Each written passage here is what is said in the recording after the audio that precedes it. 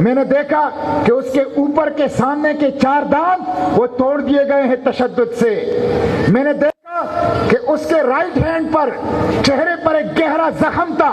وہ ہم سے پوچھ رہی تھی میری امی کیسی ہے, سے پوچھتے تھے بچے کیسے ہیں, مریم کیسی ہے, احمد کیسا ہے, اور پھر پوچھتی تھی وہ چھوٹا سلیمان جو 6 ماہ کا تھا وہ تو اب بڑا ہو چکا ہوگا, سلیمان کیسا ہے. اللہ کی کتاب کی حافظہ بیٹھی اللہ کی کتاب سے سورہ مریم سنا رہی تھی اور مجھے کہہ رہی تھی کہ مریم علیہ السلام پر جو تکالیف آئی ہیں میں سورہ مریم پڑھتی ہوں اور اس سے حوصلہ پکڑتی ہوں. وَاذْكُرْ فِي الْكِتَابِ مَرْيَمَ إِذِ انتبذت مِنْ أَهْلِهَا مَكَانًا شَرْقِيًّا. سب سے پہلے تو میں ڈاکٹر فوزیہ صدیقی کو خراج تحسین پیش کرتا ہوں. یہ 5 سال بڑی ہے ڈاکٹر عافیہ سے, میڈیکل ڈاکٹر ہے. گزشتہ 20 سال سے یہ اپنے بچوں کو بھی پال رہی ہے, عافیہ کے 2 بچوں کو بھی پال رہی ہے. عافیہ کی بیٹی مریم کو ڈاکٹر بنایا, عافیہ کی بیٹے احمد کو ڈاکٹر بنایا, اور احمد قرآن کا حافظ بھی ہے. حافظ ماں کا حافظ بیٹا, ڈاکٹر ماں کی ڈاکٹر بیٹا. اور اس کے ساتھ ساتھ گزشتہ 20 سال سے ڈاکٹر فوزیہ صدیقی نے ڈاکٹر عافیہ صدیقی کی رہائی کا پرچم بھی اٹھائے رکھا ہے. گرمی اور سردیوں میں دھمکیاں دی جا رہی ہے. آپ کو پتہ ہے جب میں امریکہ جانے کے لیے ان کے ساتھ ان کے گھر کراچی گیا تو مجھے ڈاکٹر عافیہ کے بچوں نے بتایا کہ ہمیں ٹیلی فون کالز پر, گمنام کالز پر قتل کی دھمکیاں دی جا رہی ہے. بچوں کو قتل کی دھمکیاں, ڈاکٹر فوزیہ کو قتل کی دھمکیاں کہ امریکہ نہ جاؤ. میں ان کے ساتھ کھڑا ہو گیا کہ میں آپ کے ساتھ جاؤں گا, میں آپ کے ساتھ اس سفر میں شریک ہوں گا, میں آپ کو سہولت دوں گا. اس حالت میں بھی اس خاتون نے ڈاکٹر عافیہ کی رہائی کا پرچم سر بلند رکھا ہے.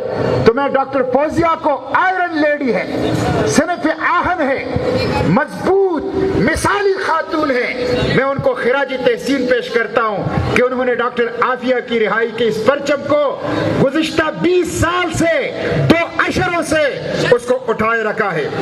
میں کلائیو اسمتھ کو بھی برطانوی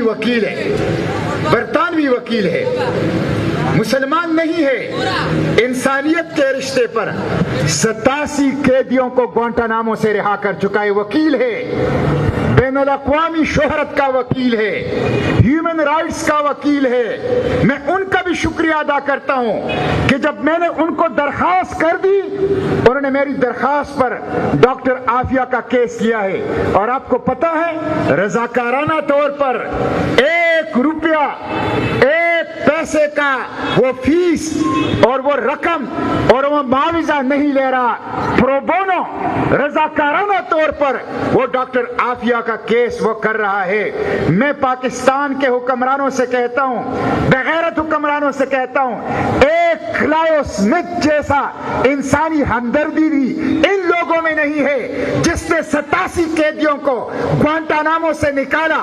جو ڈاکٹر عافیہ کی رہائی کا کیس وہ پرو بونو رضاکارانہ طور پر بلا معاوضہ لڑ رہا ہے, تو میں کلائیو اسمتھ ہیومن رائٹس کے انٹرنیشنل لائر کو اس کو بھی خراج تحسین پیش کرتا ہوں.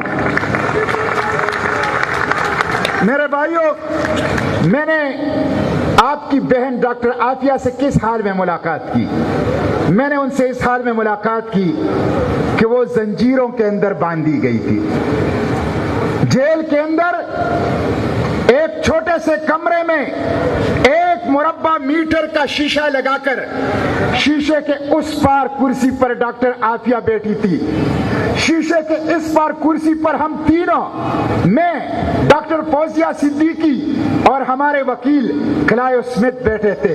ہم ایک دوسرے کو دیکھ سکتے تھے لیکن بہن بہن سے مل نہیں سکتی تھی, بہن بہن کو گلے نہیں لگا سکتی تھی, بہن بہن کو اپنے ساتھ لگا نہیں سکتی تھی, ان کا غم ہلکا نہیں کر سکتی تھی.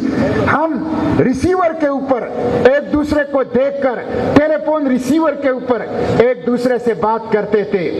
और मुझे क्लाइव स्मिथ ने बताया कि मैंने 87 लोगों को ग्वांटानामो से रिहा किया है। 87 लोगों पर जितना जुल्म हुआ है उससे ज्यादा जुल्म एक आफिया के ऊपर हुआ है। ये मैं नहीं कह रहा, ये क्लाइव स्मिथ वकील जिसने 87 कैदियों को ग्वांटानामो से निकाला है उसकी बात है कि 87 लोगों के ऊपर ग्वांटानामो में इतना जुल्म नहीं हुआ है जितना एक इस्लाम की बेटी हाफिज़े कुरान, उस दान पान की उस बेटी, उस आफिया सिद्दीकी के ऊपर हुआ है। हम इस हालत में मिले कि उनको जंजीरों के अंदर लाया गया और कुर्सी के ऊपर बिठाया गया।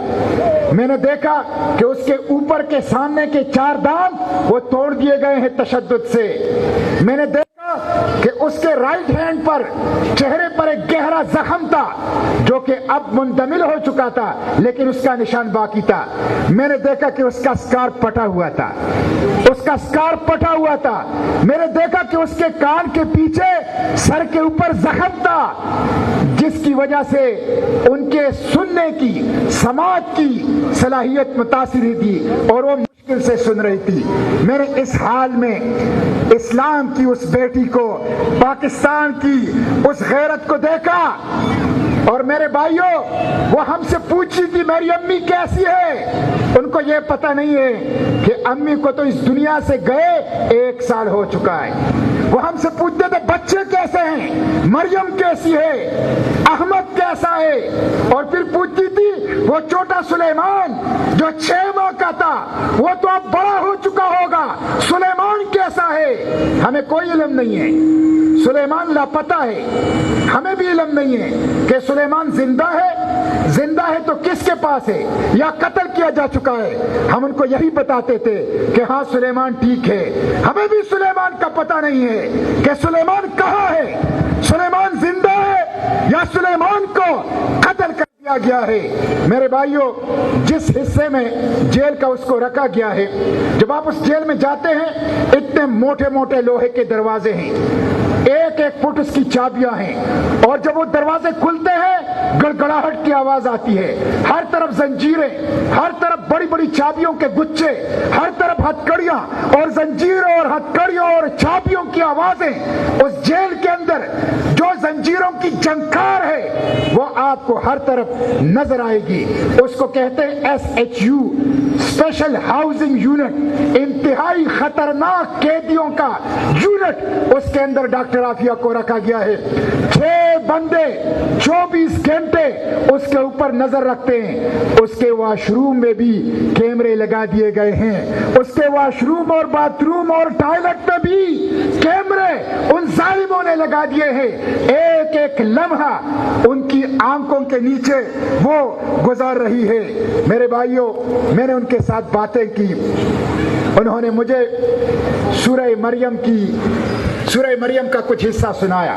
वस्कुर फिल किताब मरियम इज़ इंतबज़त मिन अहलिहा मकानन शर्क़िया। अल्लाह की किताब की हाफिजा बेटी अल्लाह की किताब से सूरह मरियम सुना रही थी और मुझे कह रही थी कि मरियम अलैहिस्सलाम पर जो तकालीफ आई हैं मैं सूरह मरियम पढ़ती हूँ और उससे हौसला पकड़ती हूँ। वस्कुर फिल किताब मरियम इज़ इंतबज़त मिन अहलिहा मकानन शर्क़िया। मेरे भाइयों वो मुझे दुआएं बता रही थी, वो मुझे अस्कार बता रही थी कि किस तरह वो इस जेल के अंदर अपनी दुआओं और अस्कार का वो विर्द करती है। मुझे अफसोस तो इस बात का है 20 साल से एक भी पाकिस्तानी हुकूमत ने, खा वो मिलिट्री हो खा वो सिविल हो, उन्होंने यूएस एडमिनिस्ट्रेशन के साथ डॉक्टर आफिया का केस नहीं उठाया। और केस उठाना तो बड़ी बात है। 20 साल के बाद उनकी बहन को मैं लेकर गया और उनकी बहन से उनकी मुलाकात करवाई।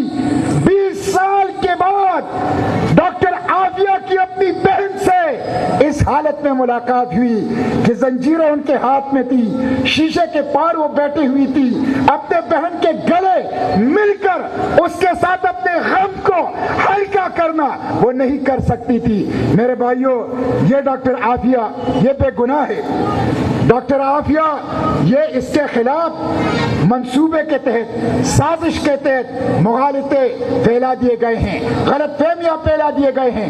کوئی کہتا ہے یہ لیڈی القاعدہ ہے, کوئی کہتا ہے یہ دہشت گرد ہے, کوئی کہتا ہے یہ ڈائمنڈز اور ہیرو کی تجارت کر کے القاعدہ کی فنڈنگ کرتی تھی, کوئی کہتا ہے یہ امریکن شہری ہے. یہ سب فراڈ اور دھوکہ ہے. ڈاکٹر عافیہ امریکی شہری نہیں ہے, وہ پاکستانی شہری ہے. ڈاکٹر عافیہ لیڈی القاعدہ نہیں ہے. ان کو جو سزا ہوئی ہے اس میں نہ القاعدہ کا ذکر ہے, اس میں نہ 9/11 کا ذکر ہے, اس میں نہ دہشت گردی کا ذکر ہے, اس میں نہ بم دھماکوں کا ذکر ہے. اس کو سزا اس پہ ہوئی ہے کہ اس نے غزنی میں امریکی فوجیوں سے 4 امریکی فوجیوں سے بندوق چھین کر ان پر فائر کی, جس سے نہ کوئی زخمی ہوا نہ کوئی مرا. البتہ جب اس نے فائر کی تو 2 گولیاں عافیہ کو لگی جو وینٹیلیٹر پر تھی, اور وینٹیلیٹر پر اسے غزنی سے امریکہ منتقل کیا گیا. یہ ہے اس کے اوپر کیس. اس کے اوپر القاعدہ کا کیس نہیں ہے, اس کے اوپر 9/11 کا کیس نہیں ہے, اس کے اوپر بم دھماکوں کا کیس نہیں ہے, اس کے اوپر دہشت گردی کا کیس نہیں ہے. لوگ کہتے ہیں ڈائمنڈز کی تجارت کرتی تھی. 1990 سے لے کر 2001 تک ڈاکٹر عافیہ ایک دفعہ بھی افریقہ کا سفر نہیں کیا. اس نے کوئی ڈائمنڈ کا, کوئی ہیرو کی تجارت نہیں کی. وہ ایک بے گناہ پاکستانی ہے.